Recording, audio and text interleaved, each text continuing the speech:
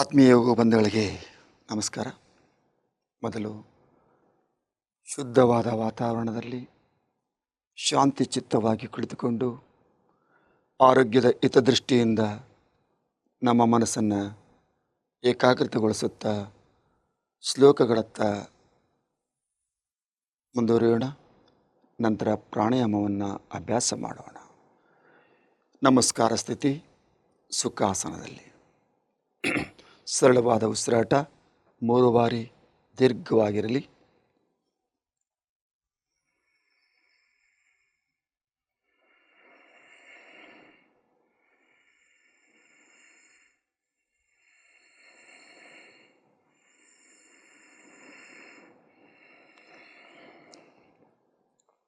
ಶ್ವಾಸದೊಂದಿಗೆ ಓಂ ಧ್ವನಿಯನ್ನು ಉಚ್ಚರಿಸೋಣ.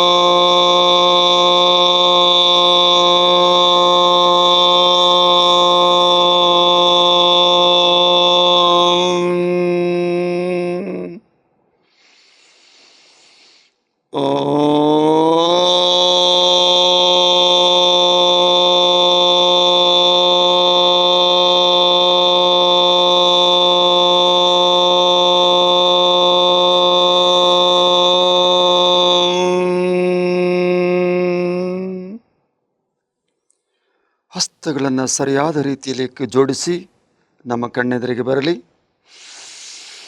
ಕರಾಗ್ರೇ ವಸತೆ ಲಕ್ಷ್ಮೀ, ಕರಮಧ್ಯೆ ಸರಸ್ವತಿ, ಕರಮೂಲೆ ಸ್ಥಿತೆ ಗೌರಿ, ಪ್ರಭಾತೆ ಕರದರ್ಶನಂ. ಮತ್ತೆ ನಮಸ್ಕಾರ ಸ್ಥಿತಿ. ಸಹನಾ ಭವತು ಸಹನೌ ಭುನಕ್ತು ಸಹ ವೀರ್ಯಂ ಕರವಾವಹೈ ತೇಜಸ್ವಿನಾವಧೀತಮಸ್ತು ಮಾ ವಿದ್ವಿಷಾವಹೈ. ಓಂ ಶಾಂತಿ ಶಾಂತಿ ಶಾಂತಿ. ಯೋಗೇನ ಚಿತ್ತಸ್ಯ ಪದೇನ ವಾಚಂ ಮಲಂ ಶರೀರಸ್ಯ ಚ ವೈದ್ಯಕೇನ ಯೋಪಾಕರೋತುಂ ಪ್ರವರಂ ಮುನೀನಾಂ ಪತಂಜಲಿಂ ಪ್ರಾಂಜಲಿಂ ನತೋಸ್ಮಿ. ಓಂ ಶಾಂತಿ ಶಾಂತಿ ಶಾಂತಿ. ಭೂ ನಮಸ್ಕಾರವನ್ನು ಶಿರಸಾವಹಿಸಿ ನಿಧಾನವಾಗಿ ಉಸಿರನ್ನು ಬಿಡುತ್ತಾ ಅಣೆಯನ್ನು ಸ್ಪರ್ಶಿಸೋಣ ಭೂಮಿ ತಾಯಿಗೆ. ಹಾಗೇ ಮೇಲೆ ಬರೋಣ. ಶ್ವಾಸದೊಂದಿಗೆ ಹಸ್ತಗಳ ಉಜ್ಜೋಣ, ಚೆನ್ನಾಗಿ ಬಿಸಿ ಮಾಡಿ. ಹಾಗೆಯೇ ಕಣ್ಣುಗಳ ಮೇಲೆ ಮುಖದ ಮೇಲೆ ಆತ್ಮಿಕ ದೃಷ್ಟಿಯಿಂದಲೇ ಕಣ್ಣಂತಿರೋಣ. ಯಾಕೆ ನಾನು ಪದೇ ಪದೇ ಆತ್ಮಿಕ ದೃಷ್ಟಿಯಿಂದ ಅಂತ ಹೇಳ್ತೀನಿ ಅಂದರೆ, ಹೊರಗಡೆನೂ ಸಹ ಇವತ್ತು ಯಾವುದೇ ಒಂದು ಆಮಂತ್ರಣ ಕೊಡಬೇಕಾದ್ರೆ ಆತ್ಮೀಯ ಕರೆಯೋಲೆ, ಆತ್ಮೀಯ ನಿಮಂತ್ರಣ ಅಂತ ಬಳಸ್ತಾರೆ. ಅಥವಾ ಆತ್ಮೀಯ ಬಂಧುಗಳೇ ಇತ್ತ ಕಡೆ ಗಮನ ಕೊಡಿ ಅಂತ ಹೇಳ್ತಾರೆ. ಅದರ ಮೂಲ ಅರ್ಥ ಏನೋ ಹಾಗಾದರೆ ಗಮನಿಸೋಣ ಕೆಲವು ಸೆಕೆಂಡ್ಸು. ಈಗ ಎಲ್ಲಿ ಬಳಸಿಲ್ಲ. ಶರೀರಧಾರಿಗಳೇ ಆಹ್ವಾನ, ಶರೀರಧಾರಿಗಳೇ ಬನ್ನಿ. ಯಾವತ್ತು ಯಾರು ದೇಹಧಾರಿಗಳೇ ಯಾವತ್ತೂ ಹೇಳಿಲ್ಲ. ಮೂಲ ಕಾರಣ ಅವ್ರಿಗೆ ಗೊತ್ತಿದ್ದು ಗೊತ್ತಿಲ್ಲದೇನೋ ನಾವು ಮೂಲ ಸ್ವರೂಪದಲ್ಲಿ ಆತ್ಮರೇ ಆಗಿರುವ ಕಾರಣ ದೇಹದೊಳಗಿದ್ದರೂ ಸಹ ನಾವು ದೇಹಧಾರಿಯನ್ನು ಕರೀಬೇಕಾದ್ರೆ ಆ ದೇಹಧಾರಿಗಳಲ್ಲೂ ಸಹ ಆತ್ಮವೇ ಇರುವ ಕಾರಣ ನಾವು ಆತ್ಮೀಯ ಬಂಧುಗಳೇ, ಆತ್ಮೀಯ ಆಮಂತ್ರಣ, ಆತ್ಮೀಯ ಸಹೋದರರೇ ಇದೆಲ್ಲ ಬಳಸ್ತೀವಿ. ಪ್ರಪಂಚಾದ್ಯಂತ ನಾವು ವಿಶೇಷವಾಗಿ ಭಾರತದಲ್ಲಿ, ಅದು ನಮ್ಮ ಭಾರತದಲ್ಲಿ ಸ್ವಾಮಿ ವಿವೇಕಾನಂದರ ಒಂದು ನುಡಿ ಬರ್ತದೆ.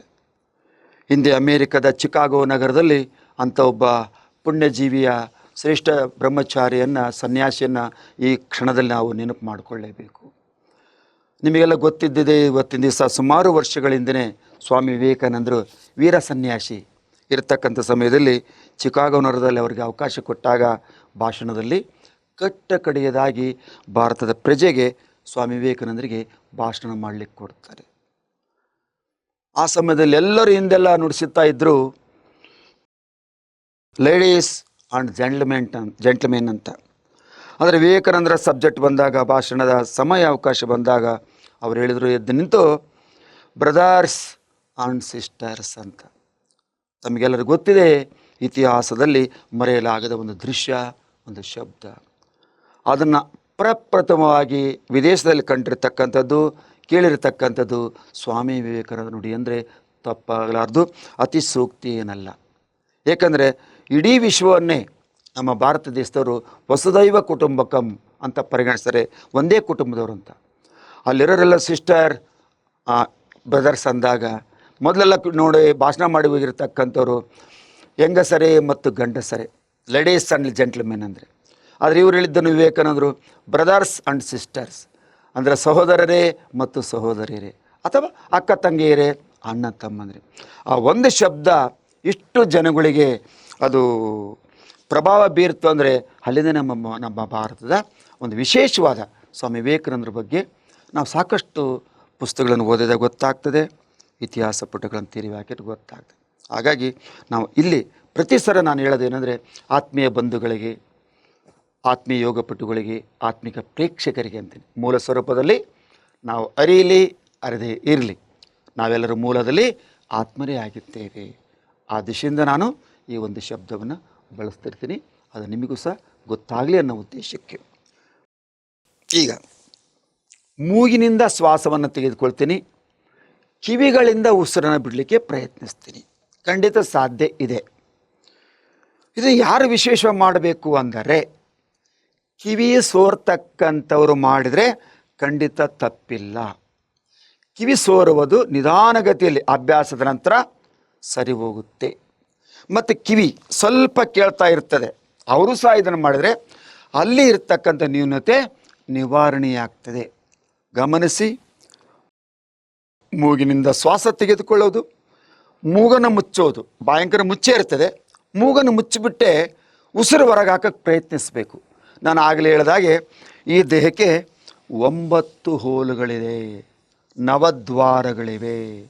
ಹಾಗಾಗಿ ನವದ್ವಾರದಲ್ಲಿ ಮೂಗಿನಿಂದ ತೆಗೆದುಕೊಳ್ಳೋಣ, ಕಿವಿಯಿಂದ ಬಿಡೋಣ. ಮೂಗಿನ ಸಮಸ್ಯೆ, ಸೋರುವಿಕೆ ಮತ್ತು ಕಿವುಡುತನ ನಿವಾರಣೆಗಾಗಿ ಈ ಒಂದು ಪ್ರಾಣಾಯಾಮ ಗಮನಿಸಿ.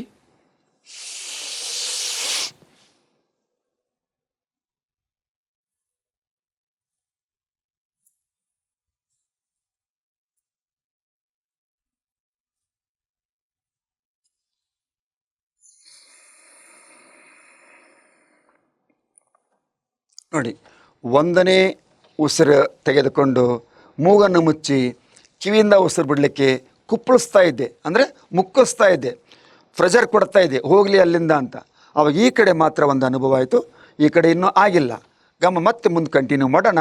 ಅಲ್ಲಿಯ ಒಂದು ನ್ಯೂನತೆ ಹೋಗಲಾಡಿಸ್ಲಿಕ್ಕೆ ಮತ್ತೆ ಮರಳಿ ಪ್ರಯತ್ನ ಮಾಡೋಣ.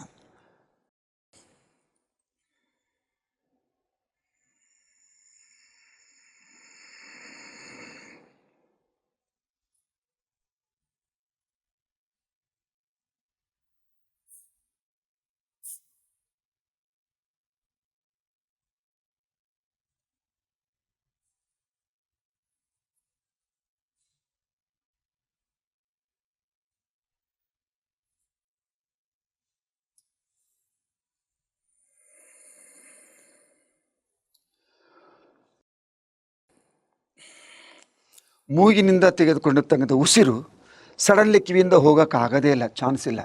ಆದರೆ ಹಂತವಾಗಿ ನಾವು ಪ್ರಯತ್ನ ಮಾಡಿ ಫೋರ್ಸ್ ಮಾಡ್ತಾಯಿದ್ರೆ ಮಾತ್ರ ಕಿವಿ ಒಂದು ಸೂಕ್ಷ್ಮವಾದ ಕಿವಿಯ ಪಟಲ ಅಂತ ಬಳಸ್ತಾರೆ. ಅದು ಅಲ್ಲಿ ಸ್ವಲ್ಪ ಧೂಳದಿಂದನೋ ಅಥವಾ ನಮ್ಮ ಒಂದು ಮಸಾಲೆ ಪದಾರ್ಥದಿಂದನೋ ಅಥವಾ ಕೊಬ್ಬಿನ ಅಂಶದಿಂದಲೋ ಅದು ಸ್ವಲ್ಪ ಮರೆ ಮಾಚಿರ್ತದೆ, ಲಾಕ್ ಆಗಿರ್ತದೆ. ದಿನಂಪ್ರತಿ ಈ ಅಭ್ಯಾಸ ಎಲ್ಲರೂ ಮಾಡ್ಬೋದು. ಇದು ನಾವರೇ ಇವರೇ ಅಂತಲ್ಲ, ಪ್ರತಿಯೊಬ್ಬರು ಮಾಡ್ಬೋದು. ಇದು ಯಾವುದೇ ರೀತಿಯ ತೊಂದರೆ ಇಲ್ಲ. ಹಾಗಾಗಿ ಇನ್ನು ಒಂದು ಸರಿ ಮಾಡಿ ಎಕ್ಸ್ಪ್ಲೇನ್ ಮಾಡಿದ್ದೀನಿ, ಒಂದು ಸರಿ ಮಾಡ್ತೀನಿ, ಗಮನಿಸಿ.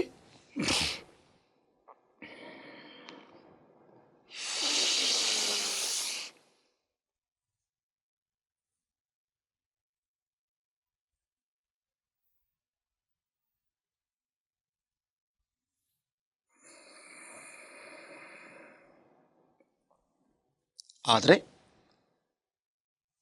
ನನಗೆ ಸರಿ ಇರೋದ್ರಿಂದ ಕಿವಿ ಅಷ್ಟು ಸ್ಪಷ್ಟವಾಗಿ ಈ ಕಡೆ ಸ್ವಲ್ಪ ಅನ್ನಿಸ್ತು, ಇದು ಸ್ವಲ್ಪ ಕ್ಲಿಯರ್ ಅನ್ನಿಸ್ತು.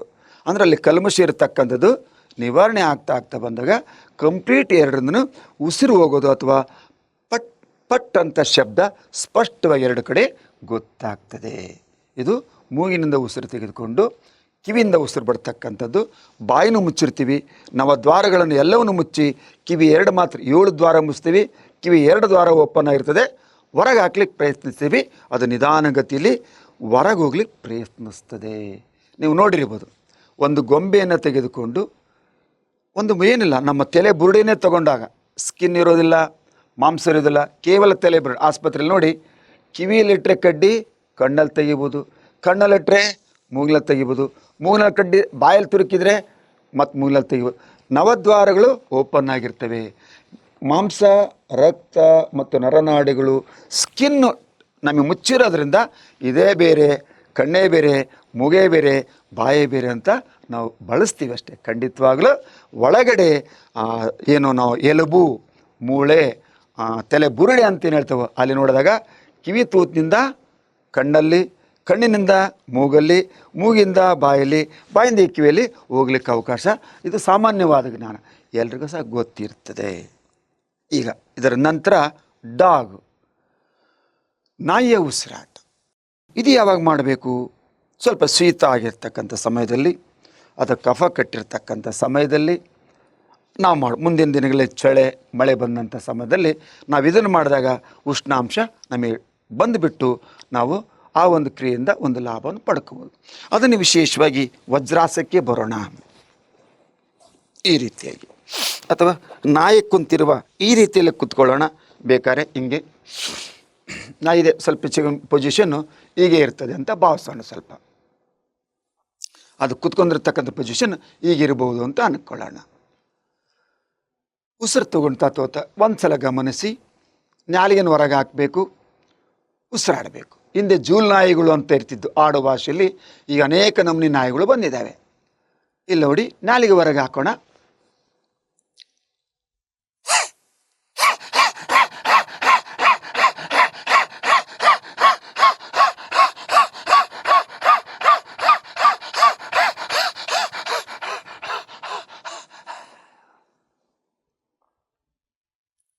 ಫುಲ್ಲು ನಮ್ಮ ಜೊಲ್ಲು ರಸ ಅಂತಕ್ಕಂಥದ್ದು, ತ್ಯಾವಾಂಶ ಅಂತಕ್ಕಂಥದ್ದು ಹೊರಟೋಯ್ತು, ಡ್ರೈ ಆಯಿತು.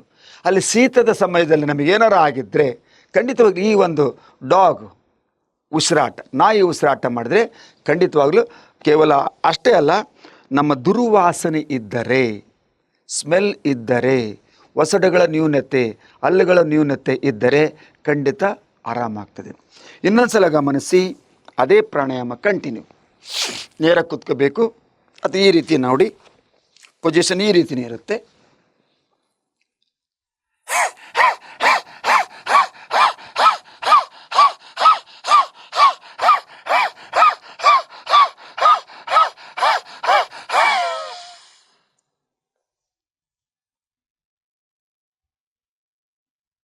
ಓಕೆ, ಮತ್ತು ಮುಂದಿನ ಪ್ರಾಣಾಯಾಮಕ್ಕೆ ಹೋಗೋಣ. ಅದರಲ್ಲೇ ಕ್ಯಾಟ್ ಗಮನಿಸ್ಬೋದು. ಬೆಕ್ಕುಗಳು ಕಚ್ಚಾಡ್ತಿರ್ತಕ್ಕಂಥದ್ದು, ಅದು ಸಹ ಇದು ತಮಾಷೆ ಅಲ್ಲ, ನಗಿಸ್ಲಿಕ್ಕೋಸ್ಕರ ಅಲ್ಲ, ನಮ್ಮ ಒಸಡುಗಳ ಬಲಿಷ್ಠತೆಗಾಗಿ, ಹಲ್ಲುಗಳ ಸೆಟ್ಟನ್ನು ಭದ್ರವಾಗಿಡಲು, ದುರ್ವಾಸನೆ ಇದ್ದರೆ ಹೊರಟೋಗಲು ಮತ್ತು ಮುಖದ ಕಾಂತಿಗಾಗಿ ಈ ಎಕ್ಸಸೈಸ್ ನಾನು ಹೇಳ್ತೀನಿ. ಒಂದೊಂದು ಸಂದರ್ಭದಲ್ಲಿ ನಾನು ಹೇಳ್ತಿರ್ತೀನಿ, ಇದು ಹೊಗಳಿಕೆಯ ಮಾತಲ್ಲ, ಇರುವಿಕೆಯ ಮಾತು. ಈಗ ನಾನು ಸಹ ನನ್ನ ಈ ದೇಹಕ್ಕೆ 64 ವರ್ಷ, ಸ್ವಲ್ಪನೂ ಸಹ ಸ್ಕಿನ್ನು ಸುಕ್ಕು ಬಿದ್ದಿಲ್ಲ.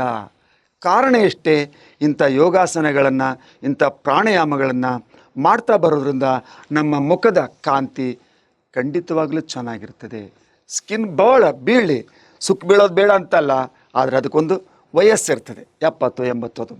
ಆದ್ರೂ ನಾವು ನಿರಂತರವಾಗಿ ಪ್ರಾಣಾಯಾಮದತ್ತ, ಯೋಗಾಸನದತ್ತ, ಅಲ್ಪಾಹಾರವನ್ನು ತೆಗೆದುಕೊಂಡು ಎಲ್ಲರ ಬಗ್ಗೆನೂ ಪಾಸಿಟಿವ್ ಥಿಂಕಿಂಗ್ ಮಾಡ್ತಾ ಹೋದರೆ ಖಂಡಿತವಾಗ್ಲೂ ನಾವು ನಮ್ಮ ಆರೋಗ್ಯ, ನಮ್ಮ ಮುಖಚರ್ಯೆ ಕಂಪ್ಲೀಟು ಯುವಾವಸ್ಥೆಯಲ್ಲಿರಲಿಕ್ಕೆ ಸಾಧ್ಯ ಇದೆ. ಈಗ ನಾವು ಮಾಡ್ತೀವಿ ಕ್ಯಾಟ್. ಗಮನಿಸಿ, ಬೆಕ್ಕು ಕುಳಿತಾಗೆ, ಬೆಕ್ಕು ನಾಯಿ ಸಾಮಾನ್ಯವಾಗಿ ಇದೇ ರೀತಿ ಕೂತ್ಕೊಳ್ತದೆ ಅಂತ ಭಾವಿಸ್ತೀವಿ ನಾವು. ಕೂತ್ಕೊಳ್ಳೋ ಪೊಸಿಷನ್ ರೆಡಿ. ಬೆಕ್ಕು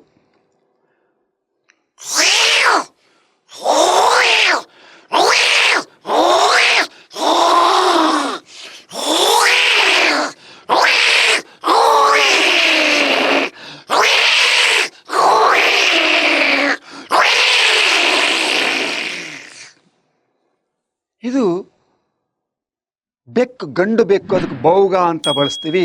ತಲೆ ದಪ್ಪ ಇರ್ತದೆ, ಎಣ್ಣೆ ಸ್ವಲ್ಪ ಮೇವು ಅಂತದೆ ಇದು. ಆದ್ದರಿಂದ ಹೆಣ್ಣು ಬೆಕ್ಕಿನ ಶಬ್ದವನ್ನು ನಾವು ಪ್ರಾಣಾಯಾಮ ಮಾಡಿದರೆ ಖಂಡಿತವಾಗಲೂ ಅದರಿಂದ ಲಾಭ ಇಲ್ಲ. ಗಂಡು ಬೆಕ್ಕಿನ ಧ್ವನಿ ಹಾಗೆ ಮಾತ್ರ ನಮಗೆ ಈ ಮುಖದ ಕಾಂತಿಗೆ ಖಂಡಿತವಾಗಲೂ ಲಾಭ. ಮತ್ತೊಂದು ಸಲ ನೋಡ್ಕೊಂಬಿಡಿ, ಇದನ್ನು ಈ ಮಾಡೋ ವಿಧಾನ ನೋಡ್ಕೊಳ್ಳಿ. ಬಾಯಿ ಹಗಲಿಸ್ತೀನಿ, ನಾಲಿಗೆಯನ್ನು ಈ ರೀತಿ ಅಲ್ಸಟ್ಟಿರ್ತದೆ, ಕೆಳಗಿಡ್ತೀನಿ, ನಾಲಿಗೆಯನ್ನು ಸೈಡಿಗೆ ಓಪನ್ ಇರ್ತದೆ, ಅಲ್ಲಿ ಉಸಿರು ಹೊರಗೆ ಹಾಕ್ತೀನಿ. ಒಂದು 5-6 ಸಲ ಕೌಂಟ್ ಮಾಡ್ತೀನಿ. ಗಮನಿಸಿ. ಬೆಕ್ಕು, ಕ್ಯಾಟ್.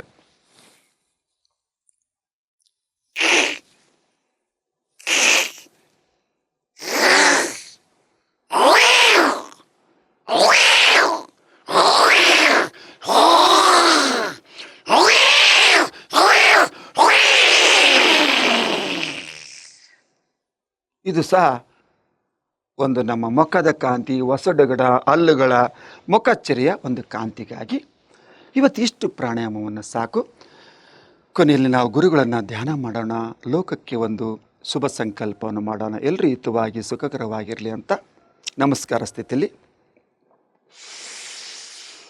ಓಂ ಗುರು ಬ್ರಹ್ಮ ಗುರುರ್ವಿಷ್ಣು ಗುರುದೇವೋ ಮಹೇಶ್ವರ ಗುರು ಸಾಕ್ಷಾತ್ ಪರಬ್ರಹ್ಮ ತಸ್ಮೈ ಶ್ರೀ ಗುರುವೇ ನಮಃ. ಓಂ ಶಾಂತಿ ಶಾಂತಿ ಶಾಂತಿ. ಲೋಕ ಸಮಸ್ತ ಸುಖಿನೋ ಭವಂತು. ಲೋಕ ಸಮಸ್ತ ಸುಖಿನೋ ಭವಂತು. ಲೋಕ ಸಮಸ್ತ ಸುಖಿನೋ ಭವಂತು. ಓಂ ಶಾಂತಿ ಶಾಂತಿ ಶಾಂತಿ. ಎಲ್ರಿಗೂ ವಂದನೆಗಳು.